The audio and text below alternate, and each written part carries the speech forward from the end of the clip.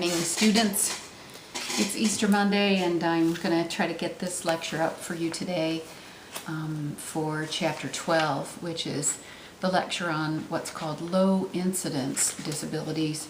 These are just what they sound like, disabilities that have very few students as a part of the set of students that would be taught in a school, because these disabilities are fairly unusual, sort of falling between 0.1% and maybe 5% of a population. So let's get started.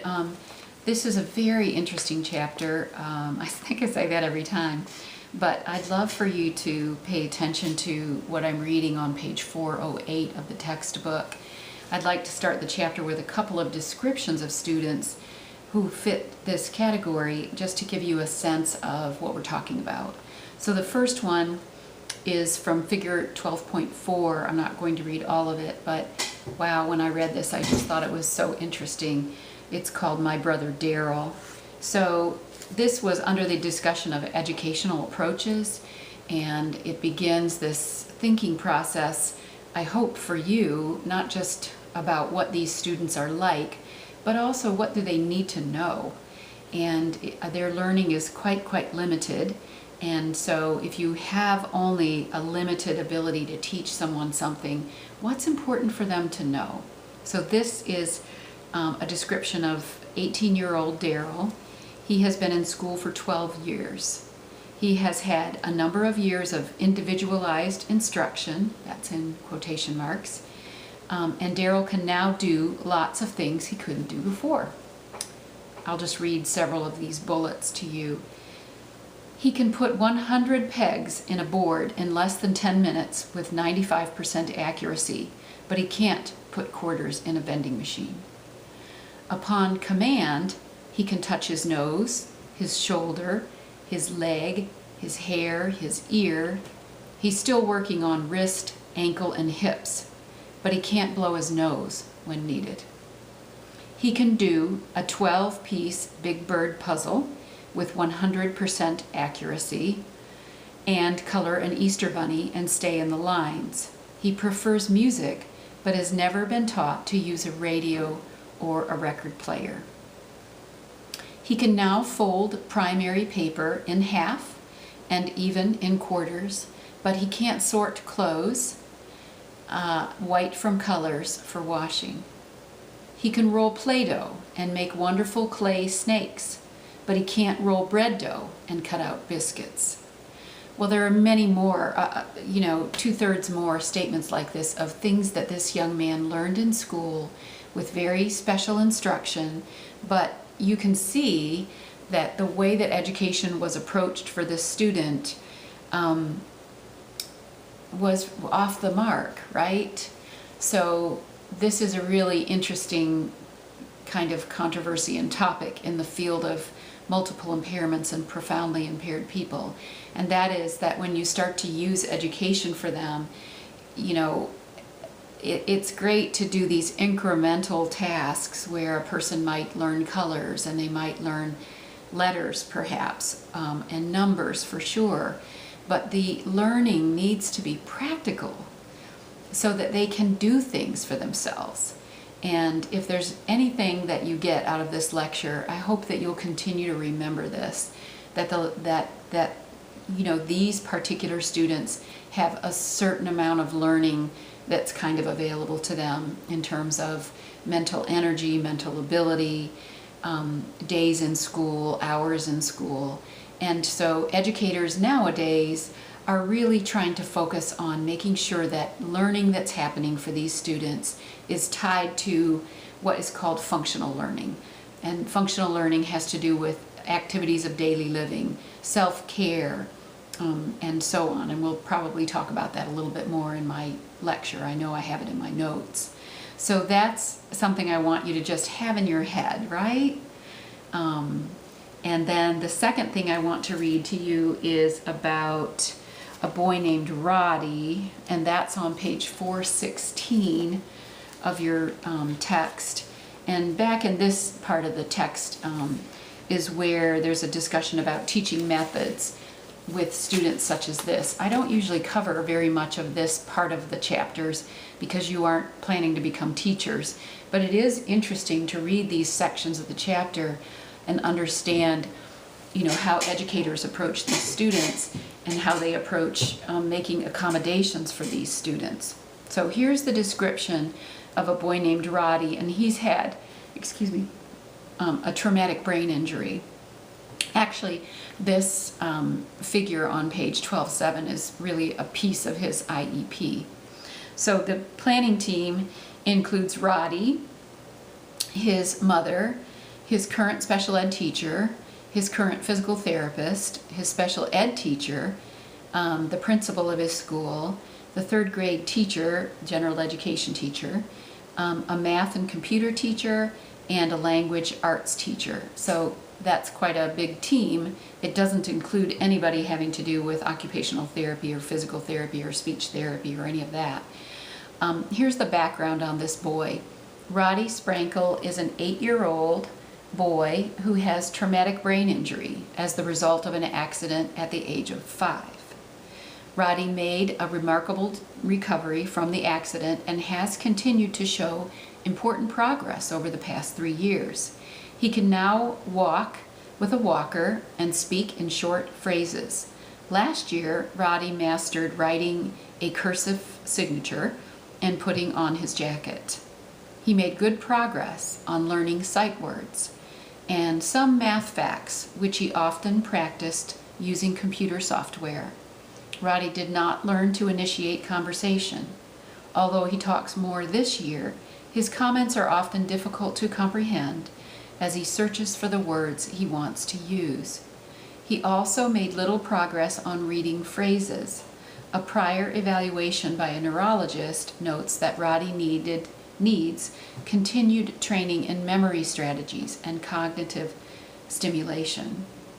So this is what you might expect to hear about a child who's had a severe brain injury through maybe a car accident or a fall or a sports injury, sometimes even gunshot wound. So this was a normally developing child up until age 5, and then due to the severe nature of a brain injury, this is what he is needing to learn how to do. Okay, so I think I've made my point with you about this kind of student. There are several other categories that we're going to talk about, and I'll describe briefly to you, and I sometimes will look in the text as I do as we go along, and I might make some page references for you. So this category, multiple disabilities and profound disabilities, is one that I remember when I was in undergraduate school. The school I attended had a huge education department and was kind of nationally known for special education at the time. And so I used to hear my, roommates and friends at school talk about, if they were education majors or special education majors, they would sort of talk about the kids they were seeing and working with and, doing internships with. And one thing that I really remember is that they would reference the ability level of a child in terms of what his mental ability would be like. And so they might say, oh, I'm working with Roddy. He's an 8-year-old, but he has the mental ability of an 18-month-year-old or an 18-month-old. And this was the standard way of describing children and their ability levels. It sort of was referred to as a developmental approach. But now they're not really using that categorization anymore. So I want to talk with you a little bit about this. They're using something that's called a comparative description when they are speaking of a child and trying to make some reference on a continuum as to where that child is in learning. So students, regardless of age, who need instruction in basic skills, this is the definition of a comparative description, they are students, regardless of age, who need instruction in basic skills that most children without disabilities would learn within the first 5 years of life. So think about that. These are students, it doesn't matter what their age is, they could be 16, and they have needs that are in line with the learning that would happen between birth and 5 years of life. And so when we talk about these students, we're talking about things like just reading sight words and learning numbers, and perhaps learning to dress themselves and toilet properly, how to bathe themselves properly, and those kinds of things. That's sort of the level of impairment that this category of Chapter 12 covers. Students in this category often are having an IQ, a measured IQ of about 55 or below. And so if you remember the average IQ being 100, set at 100 in terms of, average, and then standard deviations above and below from 100 down to 55 is that's a very low IQ, right? Again, I want to just make some comments about this category of students. They often have what are called multiple impairments. So this means that the child has impairments occurring together that are so severe that the types of impairment they have can't really be served in just one of the categories in which the child is impaired. So let me say that a little more clearly, I hope. What it means is that a child might have deafness and blindness, but also have an IQ of 40. And so they aren't really going to be successful in a deaf and blind classroom because their IQ is so low. So they need very particularized and specialized training that's it is going to be one-on-one training. And so these multiple disabilities in this category are quite profound difficulties, or severe they might be called. So when we hear the phrase severe difficult disabilities, it means that the child has intellectual impairments, they have motor impairments, and they have social functioning impairments. And I haven't really talked much or made any reference yet to motor impairments or social functioning impairments, but we will talk about that as a part of what these students are lacking, and also in terms of what they need to learn to have a more, really the guide is, and the goal is to have a richer life, a more meaningful life. And I guess maybe at this point I might just say that in decades past, these students, because they had such profound impairments or severe impairments, they really were being taught mostly just to sit still, and they were given no choices. It was almost just like institutionalized care, because educators just didn't really work hard or figure out or know how much they could learn. And when I say how much they could learn, I want to be careful that we're saying they can't learn much, but they can do more than, they can choose what they want for lunch, for example. And so in past decades, certainly in the last 40 or 50 years, and definitely in the last 60 years, these students were just taught to be passive. And so because they were taught to be passive and there wasn't a lot of searching to find out how they communicate, people just did more and more for them. And so a person would feed them, a person would choose the food they were going to eat, a person would take them where they thought they should go. And so, when you do that for a person who has very little ability to communicate, they just become quite passive and almost just like, passive objects in a room, quite frankly.